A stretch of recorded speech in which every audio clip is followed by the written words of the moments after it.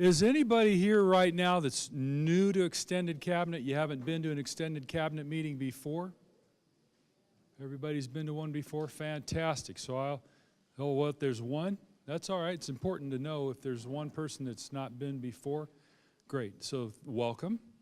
The purpose of this meeting is instead of just having the several of us in cabinet talk about things in isolation, this is a way to have more heads and hearts on topics. And you know, we have the espoused belief that we involve people in decisions that affect them, so we want to live that out. And so the best way to live that out is to have dialogue around some important topics with us as we do that. So we have several topics on the agenda, and so if I could have you open your folders to the agenda, the purpose. I'm going to go through these pretty quickly so we can get down to our topics. But the purpose is to establish clear communication, celebrate accomplishments, and provide critical feedback to key issues in order to meet our strategic objectives. So when you think about information sharing, you know, information's like oxygen. Without it, people hallucinate. So we want to make sure we do a good job of sharing information in, sharing information out. And, you know, at Cabinet, every morning after a board meeting, we go through a meeting in my office that we call an after-action review. So we ask what happened and what we just experienced in terms of our board meeting and the topics that came up. What do we learn from that? What will we do next time? Because we want to keep working on getting better. And one of the strands that came up in our meeting today was, you know, information flow. Sometimes there are these topics that, you know, when you start a change process, you have a lot of information sharing that goes on typically. And if you're a senior leader, you've probably lived this out yourself, where you'll start a change process and you'll go through that journey and you've got all the information in your head and heart, and you mean to share that with everybody as you're going along on this journey, but a lot of times you end up halfway down the road in your journey toward change, and you look back and you realize everybody else still back there with a lot less information. And you wish you shoulda, coulda, woulda included everybody from the very beginning and continued the dialogue. So it's a fundamental challenge for us in human nature. We get so busy, so focused on what we're doing. It's not that we have evil intention. I don't think any of us wake up any morning with evil intention. I'm just going to exclude people from things. But we do have a desire to live out our value, which is involving people in decisions that affect them. And so this meeting helps us to do some of that, because it's an information sharing opportunity to help us to provide critical feedback and celebrate accomplishments. So on that note, is there any accomplishments or shout outs, things that we're aware of that are going well for us around here? Anything that you want to highlight? I can share one. I got a call some time ago, and some of you already know this, but maybe not everybody does, from the college board. And they informed us at their national conference, they wanted to announce San Bernardino City Unified School District as the only large urban district to be recognized with a Gaston Caperton Award for closing or having more students ready from traditionally underserved student populations ready for college. So they showcased us, and of our high schools, they said you need to pick one where we can land and have our January, February, they'll do a big press media blitz on that one school. We picked Arroyo Valley High School. So Arroyo and Indian Springs came out on top in terms of the numbers, but the recognitions for the whole district. And so they actually put a whole video together, and I showcased that video at our community gathering. But that's a big compliment to our whole team, because you know, we got a long ways to go still, but that's good progress. Good check on it. Any other accomplishments out there anybody's aware of, or things are going on? Yeah, Gonzalo. I think we got another microphone around here somewhere. Here, go. Take this and speak, because sometimes people we want to make sure if someone does happen to have hearing impairment. Well, I have two things tonight at San Bernardino High School. We have our third annual Latino History Bee with many of our students. Also with the last year we had 14 elementary schools participate in Avid Elementary School. This year we're going to have another 13 participate. So sooner or later we're going to be, all our schools will be involved with some sort of Avid program, so which is really great. Fantastic. And then Officer Arellano, I think you have a guest that has an announcement that they need to make, or you make it on their behalf. I heard about it this morning, or as I walked in.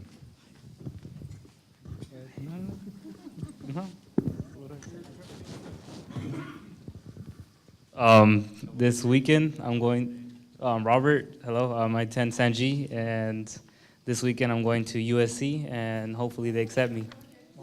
Yeah, go Trojans. Thank you.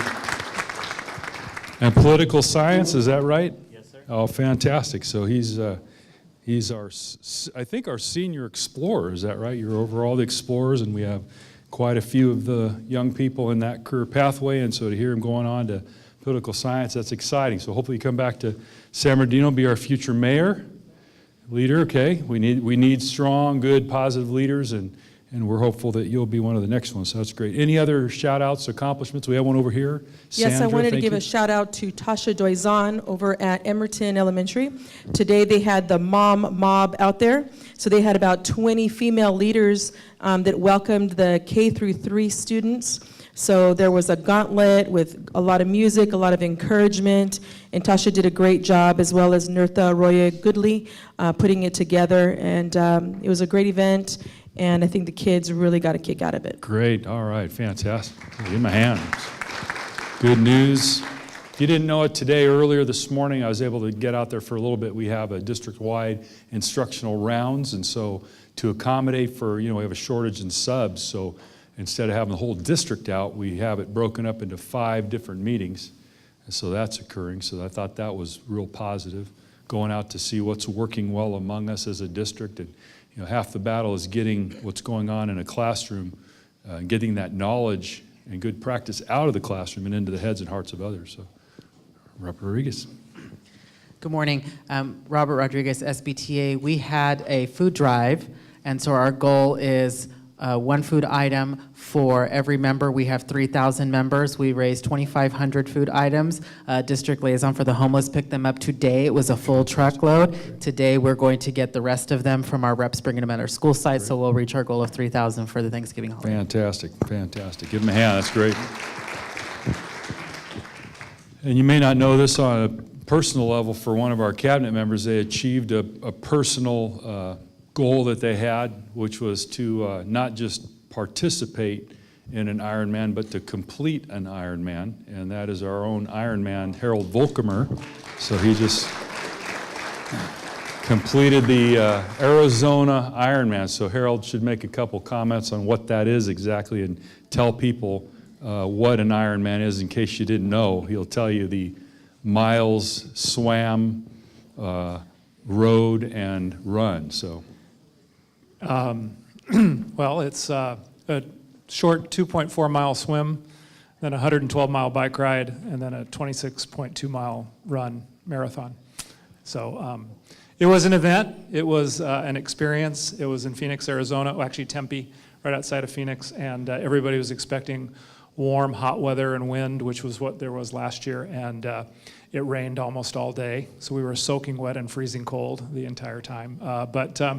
I'll share with you a real learning that I had, and that is there are lots of amazing people in this world. And as you're going on this journey, which took me about 15 and a half hours from start to finish, you see people of all walks of life, all shapes, all sizes, just out there doing it and reveling in the joy. And one of the things I read a couple weeks ago in one of my athletic magazines was, is the joy in the victory, or is the victory in the joy? And I really saw that this weekend, that people, as much as they were suffering and as much as they were hobbling and reduced to walking and sometimes not even what you would call walking, they were still joyful and just reveling in the experience. And so that was really encouraging to me, how amazing people are in general. So it was a great experience. Thank you for. All right, congratulations. It's not very easy to have big goals like that, and then when you live them out, it's always exciting, encourages others. I thought it was pretty funny. Harold said, yeah, when I am done with this, I'm done. I'm not going to do another. And he comes back, he says, oh, I'm going to do another Ironman, another 2 years. It's funny how when you achieve a goal that you didn't maybe are tentative on, all of a sudden you realize you can achieve so much more. Going to USC, maybe that wasn't a goal for you, but now it is. You're like, get into USC, and now the sky just opens up. So that's fantastic. Anybody else with accomplishments? I know we have a couple schools, middle schools, that are experiencing a visit right now on middle schools to watch. That's an important piece for us, and so we have 2 validation visits. I'm actually going to zip out toward the end part of this meeting today myself to go out to one of the schools. I want to interview the superintendent as part of that process. But that's a fantastic shout out for our schools. I know we have an accreditation visit going on at Indian Springs High School for their WASC accreditation. That's always a fantastic experience as well to complement the work and leadership of our teams. Already hearing back from that team, the positive trust culture and moving the system forward culture is evident, so that was good. Anybody else with accomplishments or things we're proud of that we've achieved professionally, personally? Got to be something out there. Yeah, please. Make sure you introduce yourself by your name and what you do. Hi, I'm Angela Yerkides, and I'm principal on assignment for foster youth and homeless education. And I'm just really proud of the girls in our homeless education program, Talise and Vicky. We just came back from the NACE conference. It's the National Association for Homeless Education in Arizona, so we were right there in Phoenix.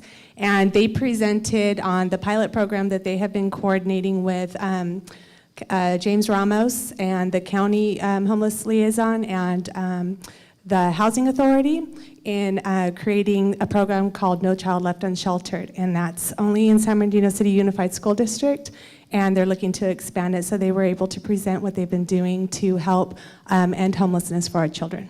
It's fantastic. Thank you. That's great.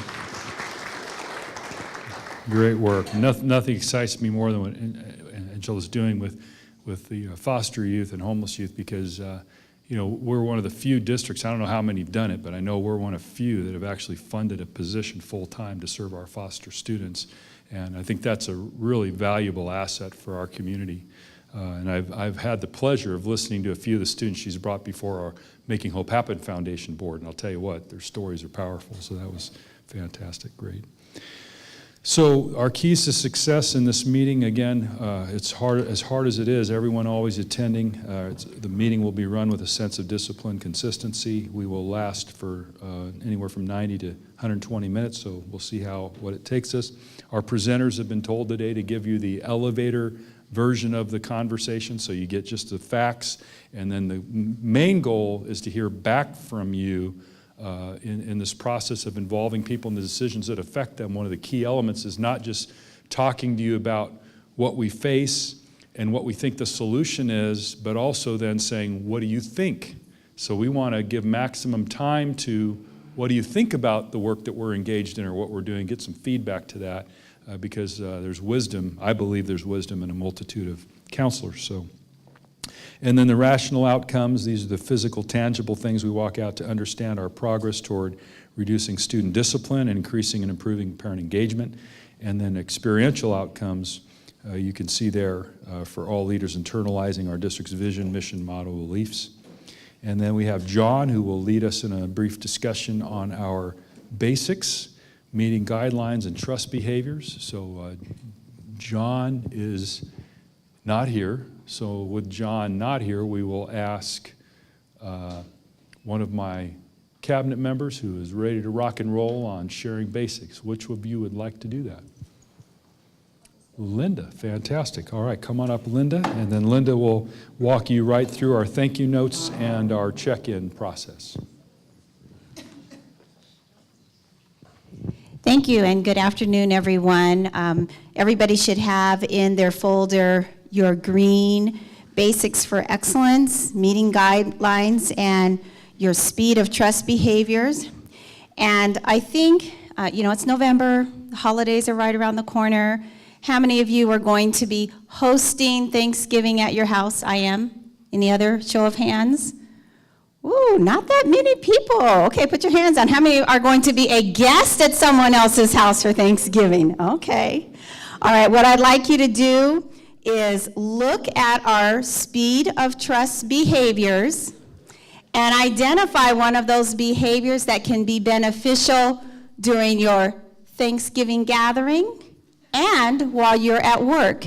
And then we'll go around. I'll give you about 3 minutes to have that discussion, and then we'll hear about 2 or 3 people share out. So, speed of trust behaviors that you should use during your family Thanksgiving and here at work. Can you hear me now? All right. Who has selected a speed of trust behavior that you think is important for your Thanksgiving gathering as well as for work? All right, Dr. Vokamer. Thanks, Gonzalo. Our table was unanimous in choosing demonstrate respect for the cook by eating more than is humanly possible and advisable, and by doing the dishes at the end of the day. And how that translates to work is don't be reticent to do the little things that also go with the job. Very good. Let's give them a round of applause, the whole table over there. All right, can we get another example? All right. Somebody? Okay, Ron, yay. I chose deliver results because I've been making the turkey for years and some of the side dishes, and if I don't have things ready to go, it's not a smooth Thanksgiving. And I believe I can have deliver results here in the school district by trying to get the right things done and working with, I know we have a substitute shortage, but we're working on that. According to the paper today, we're going to have more because there's a teacher shortage. Yep. All right, let's give Ron a hand. Him and Daniel came up with those. And kind of piggybacking on some of the comments, we can demonstrate respect and get a few of the little things done by writing a thank you card. So take a few moments. We will go for about 3 minutes again and write a thank you note to somebody that you think needs to know that their work is respected and appreciated. All right, ladies and gentlemen, fist of 5 if you finished your thank you. Fist of 5, how many people? 5? I don't know. If you did it, show me a fist. We rock that kind of fist. Okay, the next thing that we're going to do, I know it is a busy time of year. 2015 has just flown by, and so has the first part of this new school year. So you might have some things that are really burdening your mind, things that you want an answer to, something that you've tried to get clarified, and it's a burning question that you have, or something that you need to kind of talk through. So what we're going to do is give all of the tables 5 minutes to do a check-in, share whatever is on your mind. Maybe you'll get an answer at that table. And then after you've had the 5 minutes to debrief there at your table, we'll take questions from the group if there is something that your group was not able to help you answer or resolve, and we'll see if all of the minds in this room can get you an answer, or at least get an answer in the works for you. So take 5 minutes, and I'll be back. All right, ladies and gentlemen, you should be checked in. And let's check out some of your burning questions. Any tables have something that they would like some clarification or an answer to? Wow, we're starting off pretty good here today. I know that the superintendent has something he wanted to check in on, so give you the mic. Thanks. Yeah, and feel free if something else comes up, put it out there. But a topic did come up in the boardroom last night that I thought I mentioned to Harold and Pam as I walked in. Be good for this group to weigh in on a little bit, and that's the topic of ROP. So what occurred last night in our board meeting is we had a handful of students come from San Bernardino High School concerned that ROP was being eliminated for the floral, bakery, and silk screening class. And so, it was clear from, my perspective that they didn't have all the information. And that's, it goes back to what I said at the beginning of the meeting. Information is like oxygen. Without it, we hallucinate. So there's a lot of things that have occurred. And many of us in leadership, we've been involved in some of these conversations, but not everybody's involved in everything. And so this is an attempt right now as we check in on the topic to get more information out to everybody.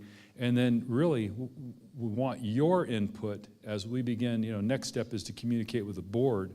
Here's our information. We would like your thoughts to help us do a better job of communicating so we can get all the information out that needs to be given out and find out, how do we go from here. So I don't know if, Harold, you want to frame it, or Pam, or?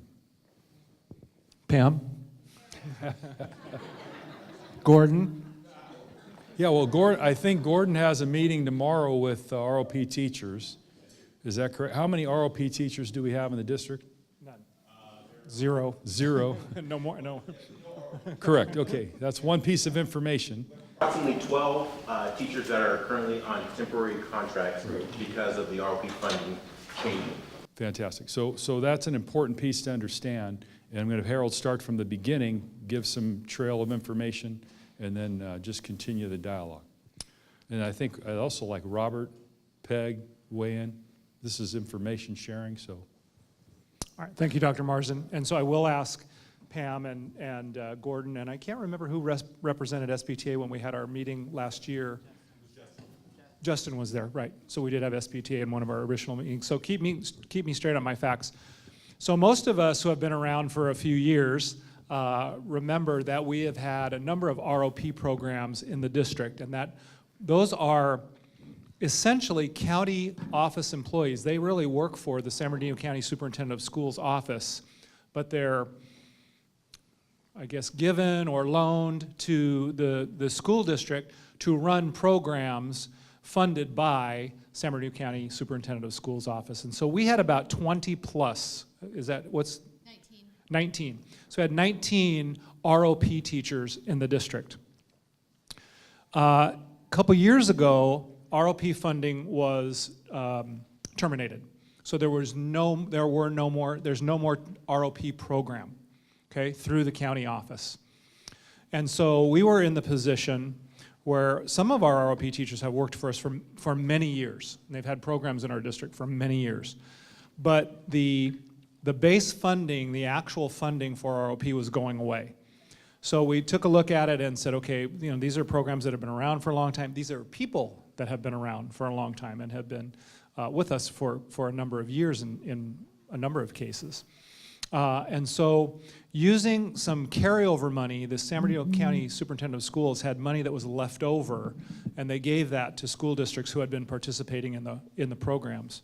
So we used that money, which it's carryover money, so it's essentially one-time money that would eventually go away. That we decided to use that money to tide over the program participants, the people that have been in the program, that weren't absorbed, and this is a really key piece of information, that weren't absorbed into the school's regular staffing allotment.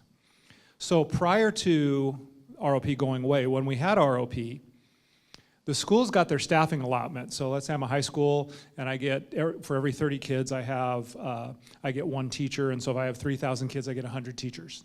I would actually get 101 teachers on campus, but only 100 that were provided or paid for by the district. I might get 1 or 2 or more that were paid for through these county funds. Well, those funds are no longer going to be available.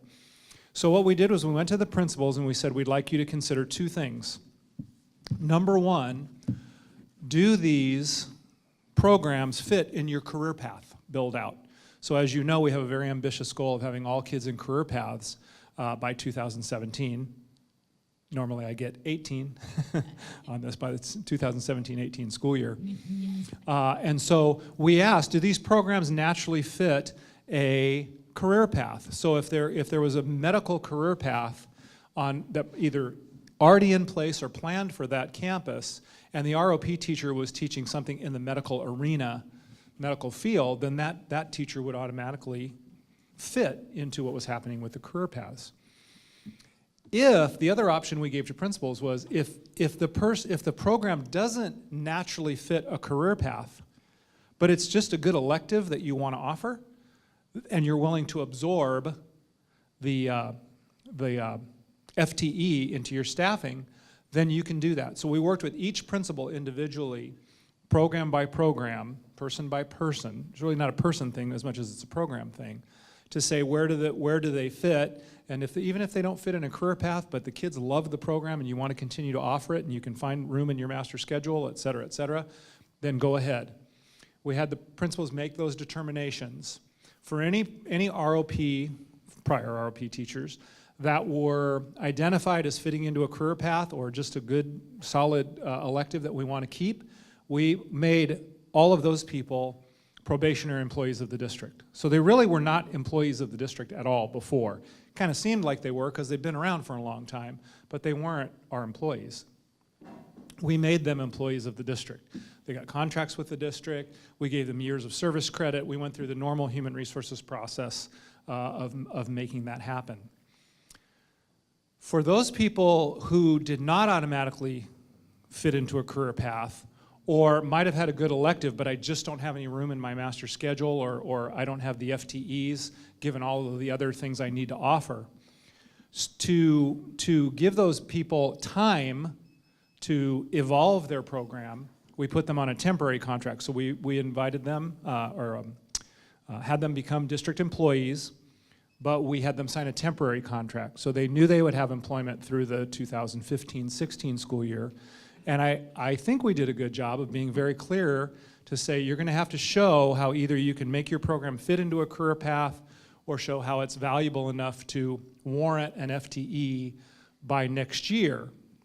So we're in that process right now of polling our principals and saying, where are you at with these individual programs? Do they, so for instance, if I had a program, and I'm going to make one up to not make it think I'm talking about a specific person or program. If I had a program that was woodworking, I don't think we have a woodworking, right? I've had one on woodworking, okay? And I just taught the kids how to, make a gun rack, or I'm going old school now, junior high, make a gun rack, or something like that, little shadow box, frame for, someone at home or something like that. But it really wasn't a career path. It was kind of fun to do, but it really didn't fit into a career path.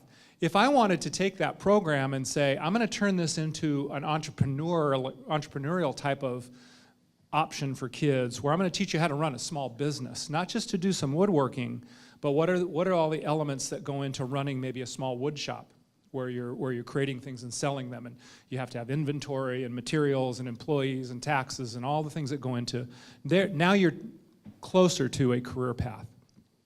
So what we did was we presented that option to all of the teachers that were in the room to say, if you want to look at what the career paths that are intended for that school and fit your program into one of them, then you're going to obviously increase your chances that the principal will say, yeah, I want to devote an FTE to that particular program.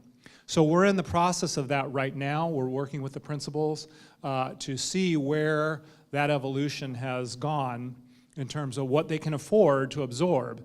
Because one of the things that we're really focused on and cognizant of with our career paths is that our principals have asked repeatedly for additional FTEs. Okay, I need more FTEs, I need more bodies. And we're thinking sustainability, because funding is pretty good right now, and the LCFF, shift to LCFF has been very positive, but it's still tied to the state economy. And we all know that somewhere down the line, there's another recession waiting for us. Hopefully not as bad as the last one we had, but there will be a downturn in the economy at some point. For any of you who have ever studied the economy or stock market, it's a natural cycle. It just happens. And it will happen again. And we don't want to be in the position of, for those of you who are around several years ago, for the 5 years in a row that we had to go through layoff procedures, that is no fun at all. It's not a healthy, enjoyable thing for anybody involved. And we want to, if we can, really think through as we build programs, sustainability. How are we going to be able to sustain this over time as money turns? And so that's our thinking in terms of just not adding a whole lot of extra FTEs to program. Did I miss anything, Pam or Gordon or Robert or Peg or? Okay.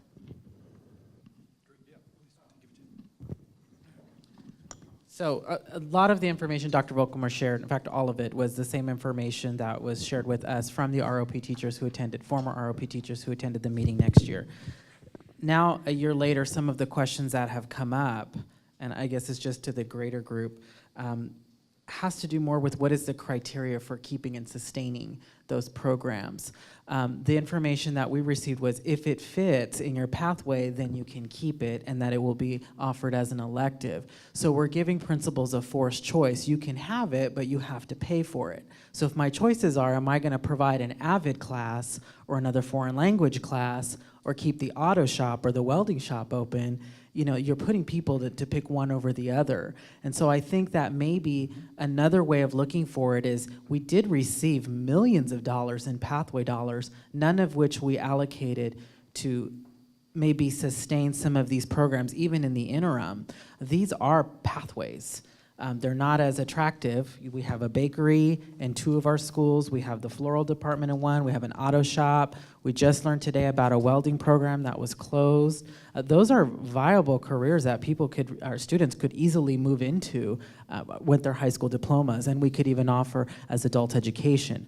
So the second question we have is, we were made aware from our teachers yesterday that this meeting is taking place tomorrow. You know, what time is this meeting and what's going to be discussed with those individuals? I mean, what are we doing there?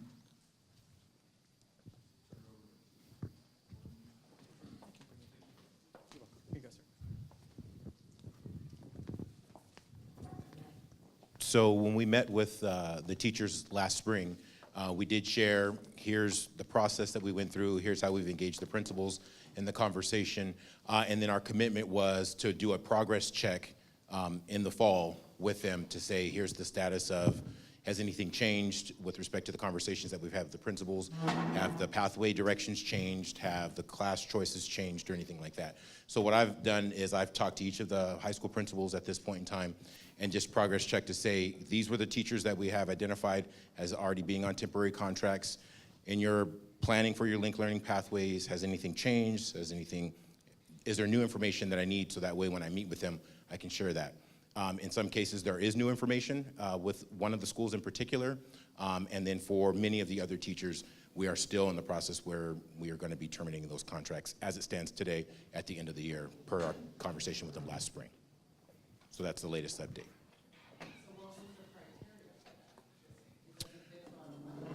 The guidance that we gave the principals were, if you engage your community in your shared vision process, as you engage them in that conversation, you'll determine what your pathways will be, and those pathways will then determine what courses you'll offer.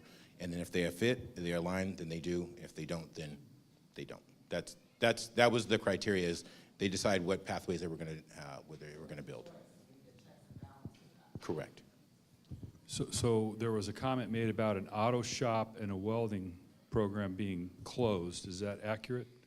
I'm not familiar with the welding program. That would be new information, but I do see a hand up over there. The auto shop at San Bernardino High School was closed last year.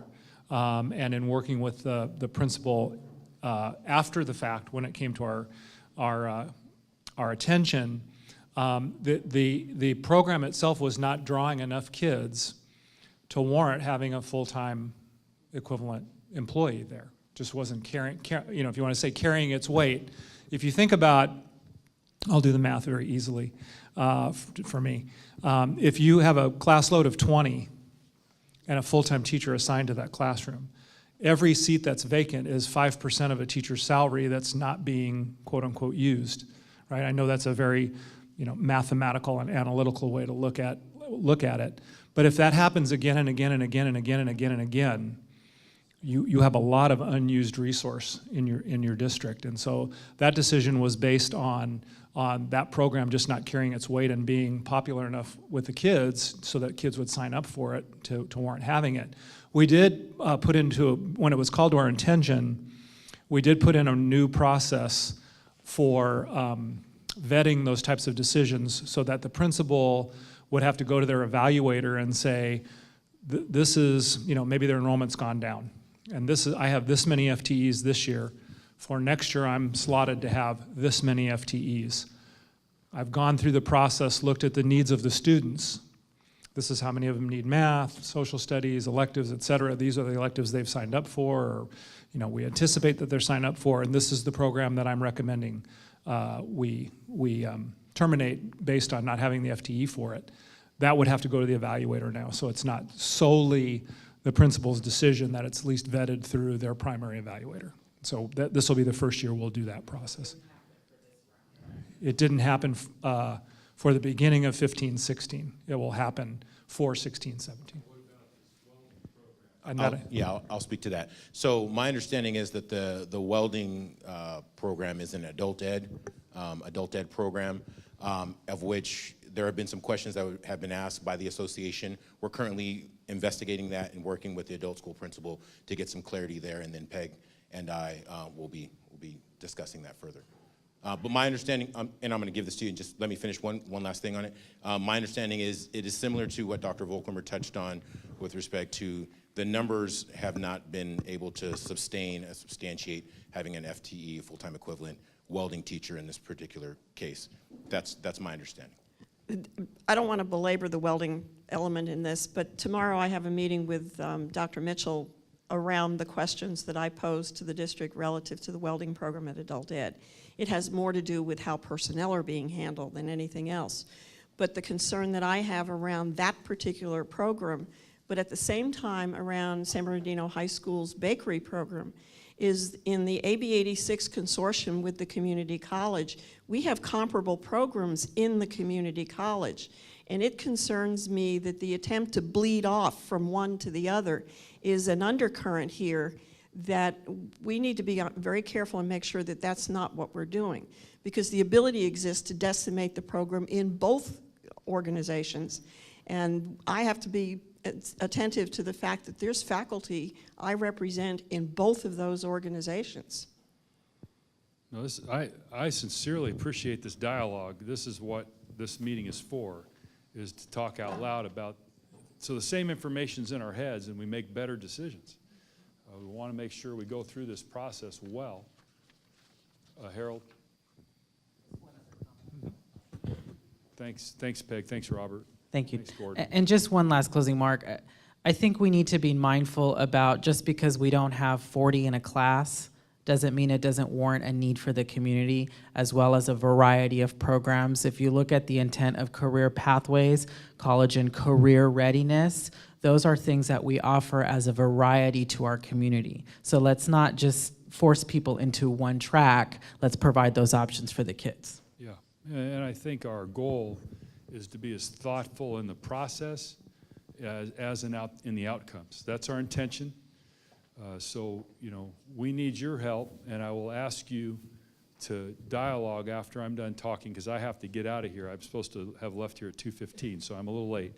But I want to have you dialogue on that topic, so please push pause on it for a second, because I want more thinking about what can we do from here forward. We can't go back. We're where we are now. So what are some things for us to consider in terms of our practice, our approach, our process, our outcomes? Please, we want to hear from you. So I'll ask you to give feedback to that in a minute. I'll ask Harold to lead that after I'm done commenting. I want to share 2 comments for you to frame the next discussions you're going to get into after you come back to that question, is the possible open agenda items. So you have citations, K violations, and you have what says FEC, that's Family Engagement Center / Sun Building update. I want to give you 2 updates. There have been 2 small task force meetings that have occurred, or small committees that have met, going through some focused conversations, and the questions they answered were around these 2 topics. So around the enrollment center, we asked a group of people in this room, some of you were in that room with us, how might we ensure convenient, efficient support services around enrollment, assessment, health, et cetera, in a way that guarantees options for proper program placement for all students and offers consistent customer service, quality of information, and accessibility for parents, students, staff, and sites. This is hard. We've got a lot of great input. So the team, when they give you the brief update on that, they're going to provide you with some of the recommendations from the group who discussed this. But I wanted you to know this is the question we're trying to answer in that discussion. And so many of us walk in, we have a mindset around how the outcome may need to be, but I want us to consider that question openly and help us to gather some insights. All of us that are involved in this want your inputs to this so we can come up with an answer to the question. And then the second one is how might we establish a system of support that decreases student suspensions, expulsions, and citations while increasing students' opportunities for success in college and career. And so as an outcome, there were some answers or some options presented. We've already committed to implementing several of those options that will be discussed in the presentation, so you'll know what are we no longer doing with citations, what are we gonna, what are some future practices to answer that question. So I just wanted to frame that for you. There's been a lot of discussion, full day, 9 to 2 type meetings in this room around each of these questions individually. So a lot of community and stakeholder input to those, and you'll get updated on that because we want additional input from you as we go forward. So that's kind of the nutshell version. And with that, I'm going to turn it back over to Harold, who can lead the conversation from here. And ladies and gentlemen, thank you as always for your leadership and engagement. It's important, and we'll see you next time. Thank you, Dr. Marsden. So the task before you for the next, let's take about 7 minutes, and we'll check into where we are, is reacting to what we presented about the ROP transition, I'm going to call it, if that's a fair term. And so we just want your thoughts in terms of where we've been, where we've gone, other options, other thoughts, ideas, and so I'm going to let you go free for about 7 minutes, and I'll check in at 7 minutes. If you need more discussion time, we'll certainly take it. If I see that the conversation after 5 minutes has transitioned to The Walking Dead or something like that, and away from our topic, then I'll yeah, I already got one good episode. Then we'll come back together a little early. So go to work. All right, I'm going to bring you back together in the interest of time. And just so we can capture your thoughts and ideas, I'm gonna do my best to facilitate and scribe at the same time. So if you would, Linda, that'd be great. Thank you so much. So this is just open dialogue, open season. Any ideas or thoughts you have, we'd be thankful to have them and be able to consider them. Anybody but Peg?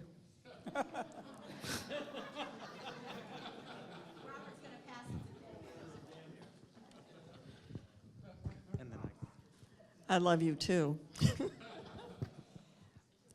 What concerns me is the dialogue that goes on at the high schools with high school principals, and this is not a slam on principals. But we come out of an academic background, and for the most part, we do not come out of career and technical education backgrounds. When you're asking people to take a measure of whether this feeds into what you're trying to accomplish in a pathway or it doesn't, where is the support for the career and technical education mindset in that conversation when you have someone whose feet are embedded in academia and for whom the move to college is a more natural bent than the move to career and technical education? So just 2 points. One is a checks and balance for how we decided whether the program stays or goes. And two, how do we start exploring making a line item to sustain these programs so that it doesn't fall on a site budget?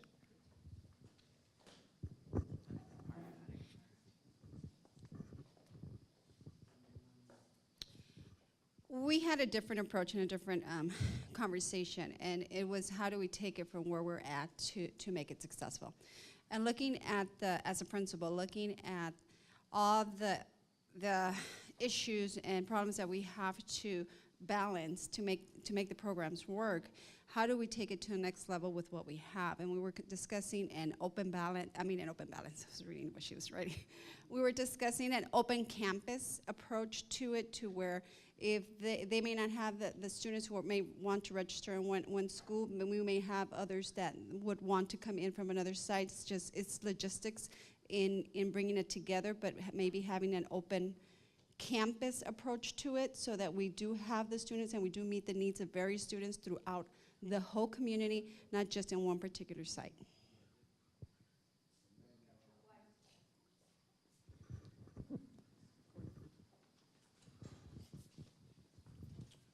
So just to consider not only the personnel costs, but also program implementation costs, because we can forecast very easily how much the employee will cost, but to run an effective welding program or bakery occupations program / culinary arts program is very, very cost intensive with respect to materials, supplies, and ongoing maintenance of, of equipment, things like that. So there's a personnel cost, but there's also an equipment and management cost as well. Any other groups have thoughts or ideas that they want to share on this particular topic?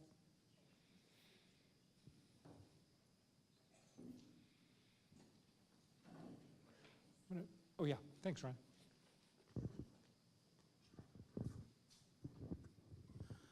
As a parent, I've often wondered why, with all of our high schools, we don't have one that is for like IB, one for AVID, and one for the vocational arts.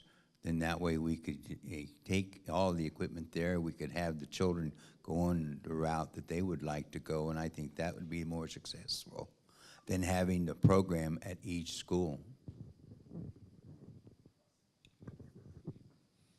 Thank you, Ron. Anybody else? I see any other hands? Carl? I also believe that we're losing a lot of our students to things that they shouldn't be going into because everybody's not college bound. You know, if we had that mechanic class, those individuals can go to work for BMW, they can go to work for Chrysler, Chevy, and make a decent living. You know, we have to look at the folks who are not necessarily going to go to college or can afford to go to college. This is a plan B for them. Thank you.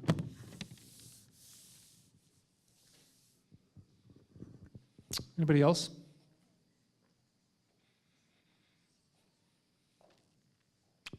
Yeah, I was reflecting on a couple things I've heard in the last couple weeks that I think kind of at least help me process, and that is we went to Long Beach Unified a week before last, I think, and they've been doing wall-to-wall, what we call wall-to-wall career paths for quite some time. And their superintendent told us that when they got knee-deep in this, that they had to make choices. They had to make tough choices. And it reminded me about something that Dr. Marsden says frequently, and that is, we can do anything we want. We just can't do everything. So I struggle with, should we offer all of these programs? Will they sustain themselves? Is there enough room? Are there enough kids? Is there enough resource to make it all happen? Or are we going to have to make those same types of tough choices? And I just wanted to share that with you as a reflection, not as an indication or foreshadowing of anything. But we even in times when money is good, we have to make tough choices sometimes. And so I thank you for your input and listening. And if you have any other thoughts and ideas, or you think of something on your way home today or over dinner, or whenever, give me an email, give Pam an email, give Gordon an email, and we'll certainly consider that. Okay.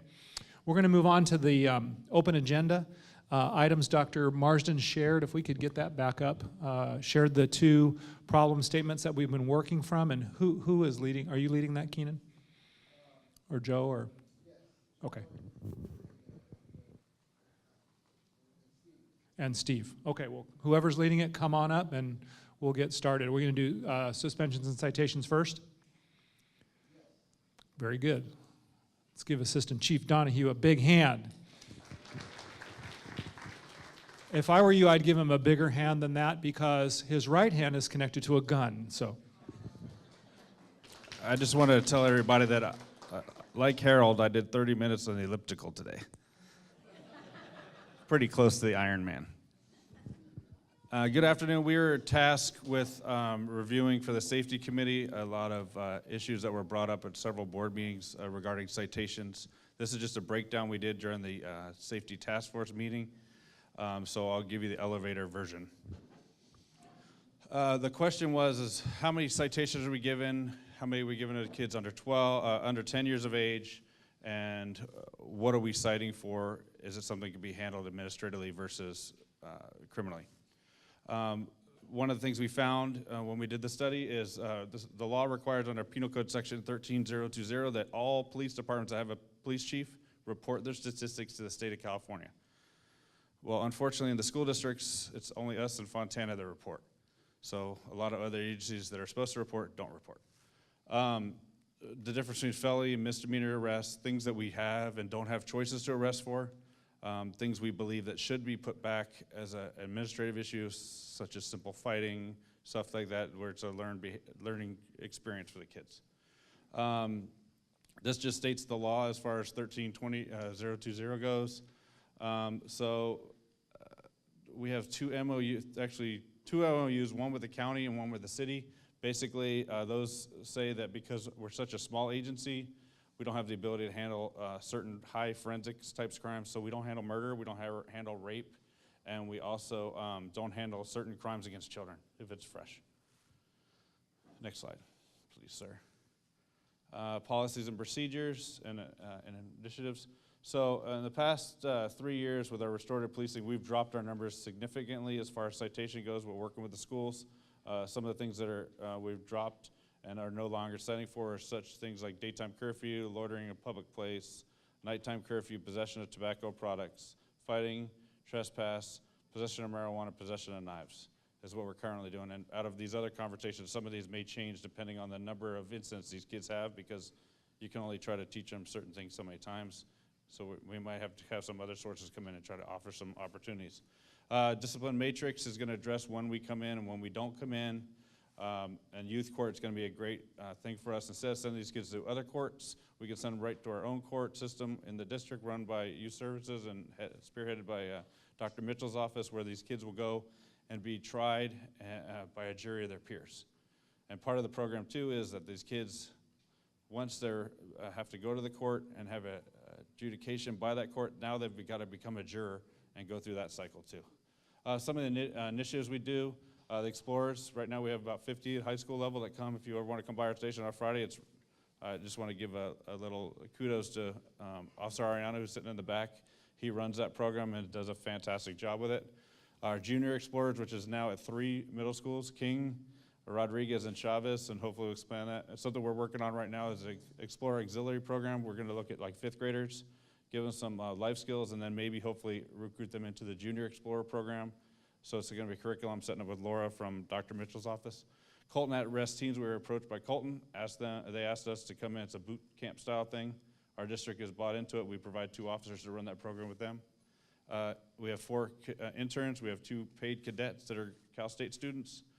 We have a volunteer. We have a chaplain corps, adoptive school, the GRIP program, which is also run in conjunction with the district attorney's office and Dr. Mitchell's office, and the deposit ticket program. If you're a principal, you should be getting them the next day or 2 in the Pony as far as posters and what we're doing, and the email address that you can email if you find kids doing the right thing, so we can come out. Community partners like GameWorks gives us unlimited amounts of game cards. Bakers, everybody else gives us these incentives. Arrest citation data. So in 2011, 2012, for juveniles, we gave out 2,296 cites. And that could be anywhere from daytime curfew, which is truancy, to fighting. We found those citations didn't necessarily work, so we began a program with youth services and so on. 2012, 2013, it went to 1202, and then 2013, 2014 is 1,078. So we're on the right path, and with these other programs, we think we can get it lower than that.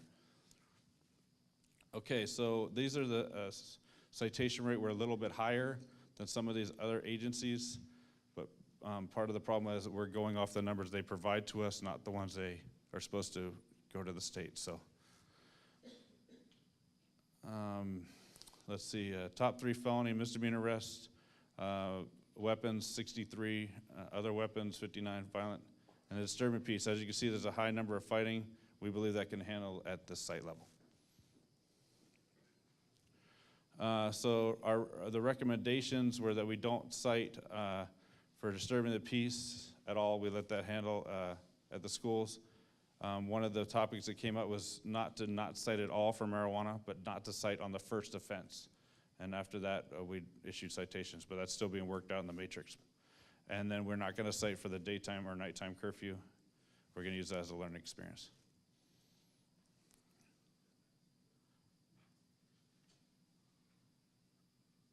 Oh, yeah, so if this was in effect, this would have dropped our citations significantly by 367 citations. Any questions? Yeah. Hi, hey, Peg. How are you, ma'am?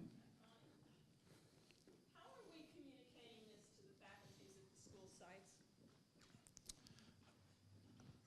As far as administrators or the teachers? Well, some of the changes in terms of what they can reasonably expect to have happen with recalcitrant students. Well, we've been working with Dr. Mitchell's office and Ray Culbertson, and specifically as far as rolling out the new discipline matrix, and I don't know the timeline on that, but it should be pretty quickly, as well as the youth courts. So there's been some communication, but nothing official on as far as a matrix yet. I can share with you that part of the issue that's coming into my office has to do with the types of knives that are on campus. And that's causing some diaper rash, but so too is the one about the marijuana possession. I can tell you that our initial movement this year was not to cite at all for marijuana. Mm-hmm. Based on our community meetings and our safety task force, we're moving potentially to cite after the first offense. We're also looking at the knives as far as if they're brandished or if they're used in any kind of violent manner, then we'll approach it differently than just a simple kid that, we have a lot of kids that just bring it because they've gone on a trip with their parents, forgot it in their backpack, and let's face it, some of the kids are just afraid to walk to school. They're not using it to hurt anybody, they're using it for defense. So if that's the purpose they're carrying it, we want to make sure that, one, find out what the problem is, two, make sure they have a safe passage to and from school, and make sure they don't have that fear, so they don't have to carry a knife to school. I think we're going to have a healthy conversation with the faculty in terms of what alternatives might be available to our site administrators should those incidents end up in their court. Because I can assure you from 2 messages that I have just yesterday, they are aware of the change in the rules around the knives, they're aware of the rules of the change around the marijuana, and they're scared. I can tell you, I think you'll feel a little bit more relieved once Dr. Mitchell speaks, because he's going to talk a little bit more about the K violations and so on. Oh, so I'm premature in what I'm asking. That's okay. We don't mind. Thank you. No other questions? Thank you. Dr. Mitchell.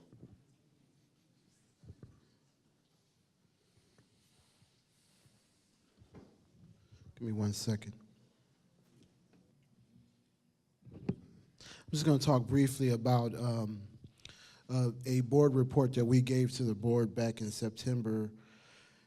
We had a lot of community groups coming in asking us about, well first, their first request of us was to put a moratorium on all 48900K suspension violations. And our answer was that we believe our PBIS systems and our restorative justice systems are doing fine and are creating the kind of learning environments that we're looking for, and that we didn't believe that a moratorium would necessarily make campuses safer. And so I just want to share some of the data that we've gotten. I do want to come back to that knife question too, Peg, so I'll revisit that. But we're, as you know, we're moving away from a zero tolerance kind of era in discipline, where, if you do this, you get this. If you do this, you get this kind of thing. That created a huge suspension rate and suspension days for kids because we suspended for everything. And so we're moving now into this PBIS system where we're actually trying to address the behaviors of kids and actually teach them pro-social behaviors. So PBIS is implemented at all of our schools, of course to varying degrees of effectiveness, but as a policy and procedure, it's at all of our schools, and we see some significant changes in the learning environments as a result. And then we have some pilot restorative justice schools that are piloting some of these restorative justice circles and different ways that kids resolve conflicts between each other at those schools. And we're seeing some of our schools almost have 0 suspensions as a result. I'm not going to get into a lot of this. Just want to get to the suspension data. So you see, for San Bernardino Unified in 11, for 11-12, we were almost at almost 9%, and you see comparatively at the county and the state. Well, in this past year, we moved from 8.4 to 6.4% suspension rate, a 2% drop in our suspension rate. You see the county is at 5.1 and the state is at 3.6, so we're still double the rate of the state, but moving in the right direction. Some significant, suspension rate by race and ethnicity, and I want to remind the group too, the suspension rate is not calculated by the percent of total suspensions. It's the suspension rate within a racial subgroup. So if we had 100 African Americans standing here, then this suggests that 15 of them or 14 of them would be suspended at least one time. It's still very high. Nationally, it goes from 15 up to 40% suspension rate. And within some of our schools, we do have some schools that are about 45% suspension rate for African American students. So we do have some outliers. And then we have some schools that have have a very balanced suspension rate with their students. But you see we went from 7.3 to 14.1 in 1 year. And you see the rates for Hispanic students are dropping to 5%, and then white students are 6.7, and the district rate again is at 6.4. So it's moving in the right direction, certainly not as accelerated as we'd like to see.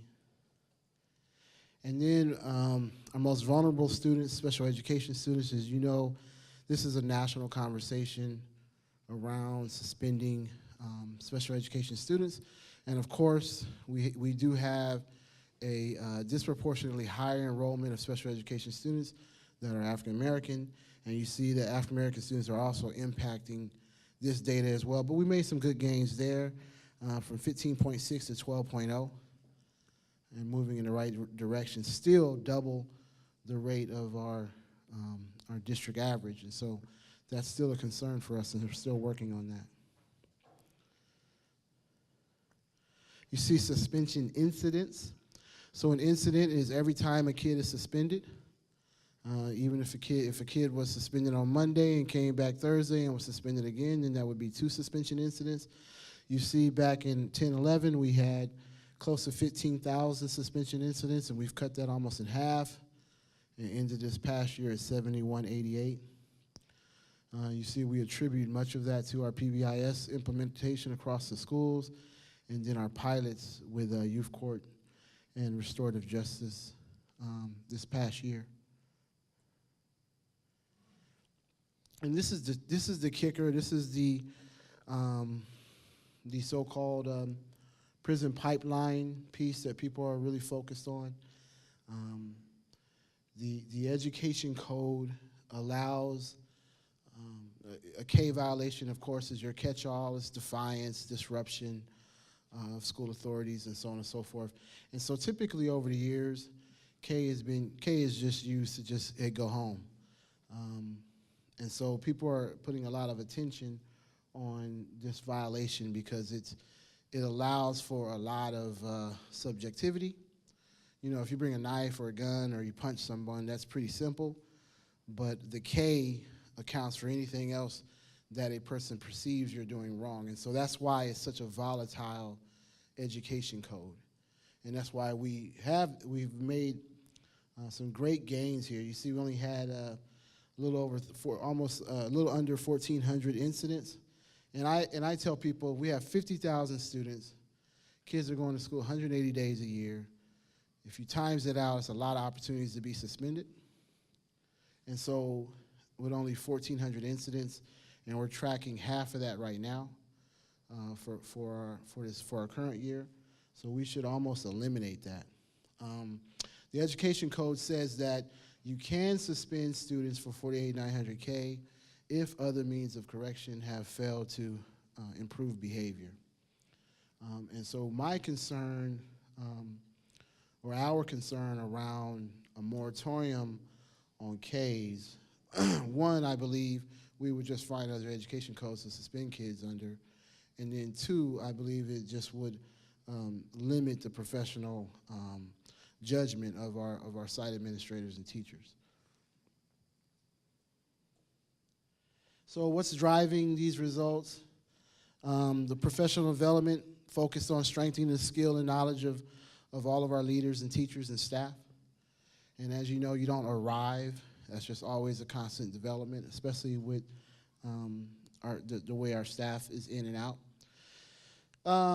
School principals, making sure that we're being more consistent with fidelity and implementation, increased training and support in PBIS at some of our targeted schools. So like I said earlier, we have some schools that are on the high end of suspension, so we've put extra resources at those schools. We've started some pilot initiatives in restorative justice and youth court. We've trained all of our CSOs and school police on PBIS and restorative justice. We have a special education disproportionality initiative in which those schools that have been identified, we've given them additional funding and increased training opportunities to go deeper in PBIS, and so we are looking to have some great gains at those schools.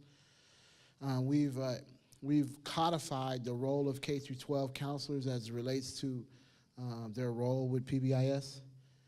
And then we've just gotten this grant, and this is another thing that's kind of coming on the horizon on this issue of PTSD. And as you know, there's a court case moving through Compton right now where kids who grew up in violent environments or abusive environments suffer from PTSD, and then of course that's impacting their learning. If PTSD becomes an identified disability, then that will be kind of another mandated learning disability that will probably be underfunded, but another area that we'd have to be looking at. So we're watching that closely, but what we're doing is with this Project Prevent grant, we got a $3 million grant over 3 years, and we've hired 6 counselors to provide counseling at our most at-risk kids around this area of PTSD. So, in answer to your question on knives, Peg, we've not changed the progressive discipline matrix as it relates to knives. If you're brandishing, that's automatic expulsion. If you stab someone, that's an arrest and expulsion. So those kinds of things. But what we're seeing here in this district is just a bunch of kids with no discipline history having knives in their backpacks. And so there's a difference between having a knife in my backpack and then walking around and brandishing and showing it. And so we're trying to differentiate that. Now, in a zero tolerance environment, all knives are recommended for expulsion. All. So and it gives little regard for context, age. You know, we've had knives, we've had second graders with knives, and we've had 10th graders with knives with no discipline history their whole time. And so we believe that zero tolerance practices, moratoriums, removes the professional judgment of our site administrators, our school police, our teachers and staff who should be able to make contextual decisions based on, you know, some type of schema to get to the best outcome for that particular kid. So, but we're seeing a rash, hundreds of knives. And we believe that that's associated with going to and from school and issues of safety and personal protection. Do we want kids carrying knives? No.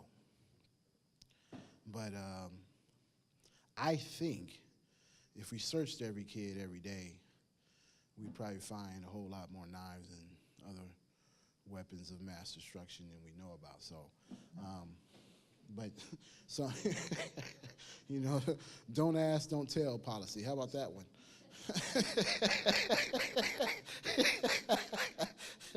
So, but I do want to assure you, though, that if kids do stuff that violates our other education codes, where it has, you have a may recommend for expulsion and must recommend for expulsion, those musts and mays are still in there. I think what we're seeing is really trying to help the board manage a very politically volatile topic. Because you got a few things happening at the same time. Number one, you have nationally, this issue of kind of police brutality, murders of unarmed people, particularly African American, that's that. Then you have this issue of the penal system in our prisons and building prisons and who's in them and so on and so forth. Then you have the persistent racial achievement gaps happening at the same time. And now it's been conjoined with this issue of K violations and contributing to the pipeline to prison process. And so all of those things nationally are just hot button topics. And helping our board and helping us as a staff find the right medium between zero tolerance and mayhem is what we're looking for. So why don't you guys take a few minutes at your table to kind of reflect on all of those pressures, and we'll report back out. How are you feeling about school discipline?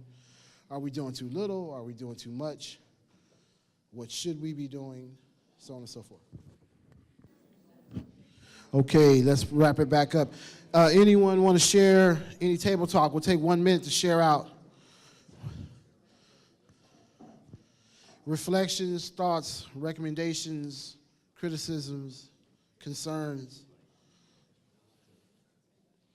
ideas.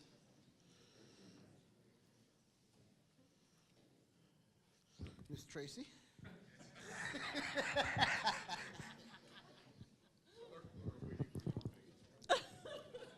And she's got a knife in her purse.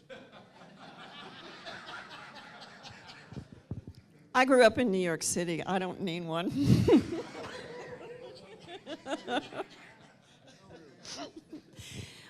I would just make an observation that, and it's not pointed at fingers at anyone. If you've been in this profession for a long time, you have a bag of tricks for student management. Once you exhaust that bag of tricks, you don't have new strategies to turn to. And we do a disservice when we don't try to figure out what could be some of those new strategies that you could consider using. And I mean that as well as our veteran administrators, our veteran staff, faculty members. There's a very defined way in which you teach classroom management. And we need to recognize that in the teacher preparation programs today, there is no longer a course on student management and classroom management. So our new faculty come into us without any sense of what's a bag of tricks either. If they don't have an orientation to the kinds of challenges that our community students might put before them, we need to figure out ways to help get them those strategies. And the other piece of it is there's rumblings all over the place about what the youth court is. I think there is a complete lack of understanding about what youth court looks like. So if we can fill that gap, that might be a good idea. That's great feedback. Thank you. Anyone else wants to share?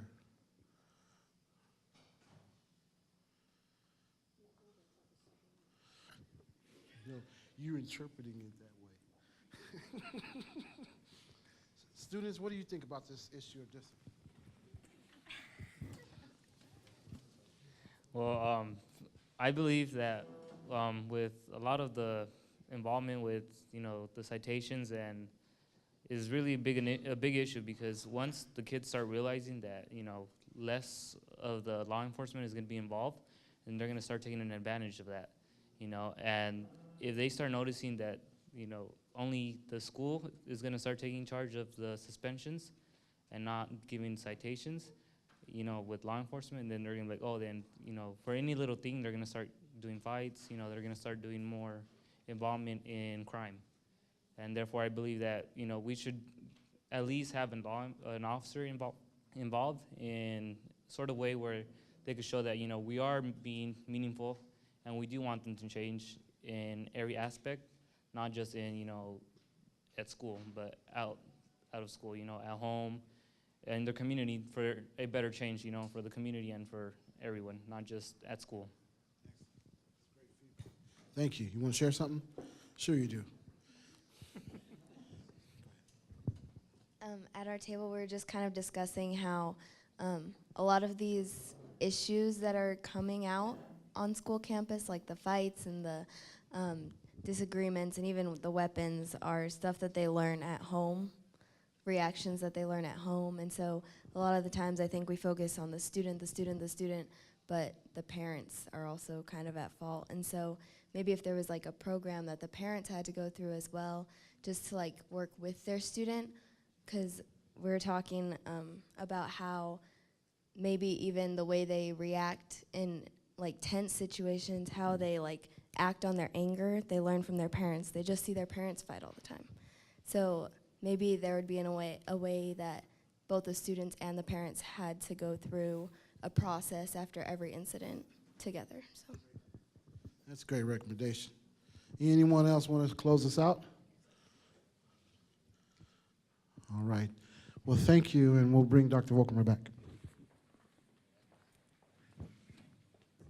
Thank you, Dr. Mitchell. I want to recognize Dr. Mitchell and his team and youth services and the many, many people that are involved in this effort. This is not easy work.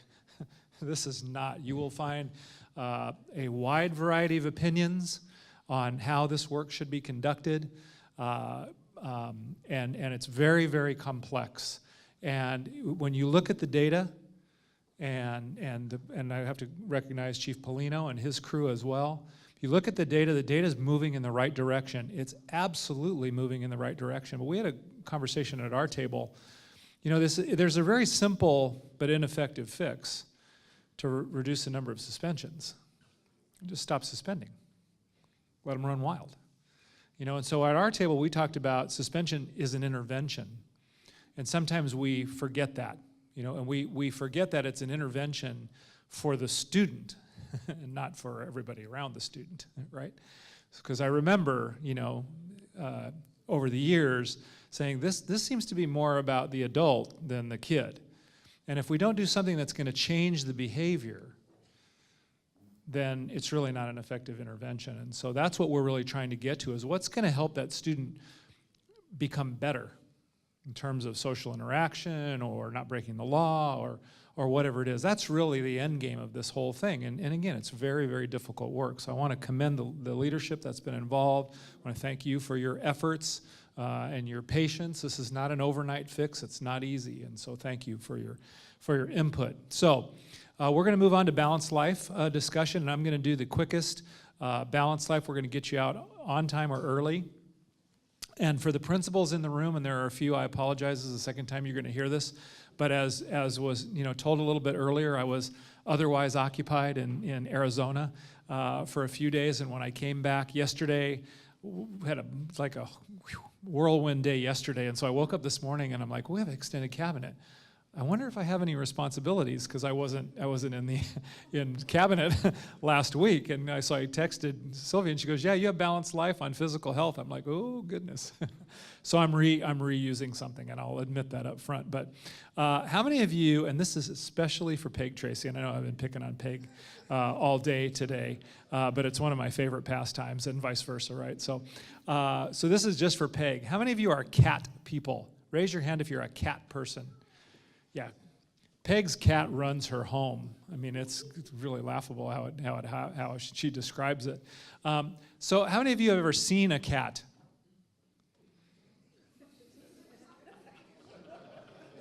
Okay. How many of you have ever seen a cat outside in the sunlight when they stretch? You ever seen that, where they go through that and they go through that whole motion. They roll themselves out and roll themselves up, right? How fun does that look? If you could do that, would you do it? I mean, honestly, would you? I would. In a heartbeat, I would. If I could move my body, I would do that. Absolutely, okay? So I want you to think cats. And now I want you to think about Kobe. Cats and Kobe is the theme today. Who's Kobe? Who am I referring to with Kobe? Kobe Bryant, right? And who's Kobe Bryant? Yeah, I heard the greatest player on the greatest team a few years back. Yeah, there you go. Yeah, not right now. So I read, or actually I saw part of an interview they did with Kobe, and Kobe is arguably one of the best basketball players that's ever lived. I mean, he's accomplished, how many championships and league MVPs and scoring titles and Olympic gold medals, and you name it, he's done it on the basketball floor, and he's an all-pro, no doubt. So they were interviewing Kobe Bryant, and they said, Kobe, if you could go back, because he's been in the league 20 years now, if you could go back and change one thing about your career, what would it be? All right. So I'm thinking, he's going to say something like, I'd pass the ball once in a while. Do you know what he said it was? Think cats. Stretching. He said, when I was young, I never thought about stretching. Ever, ever, ever. Why? I was young, I was limber, my body recovered. Now I'm 20 years into my career, I'm older, I've got lots of wear and tear on my body. And he goes, everything's tighter, it's harder to get moving. And he said, I wish I would have stretched and stretched and stretched and stretched and stretched.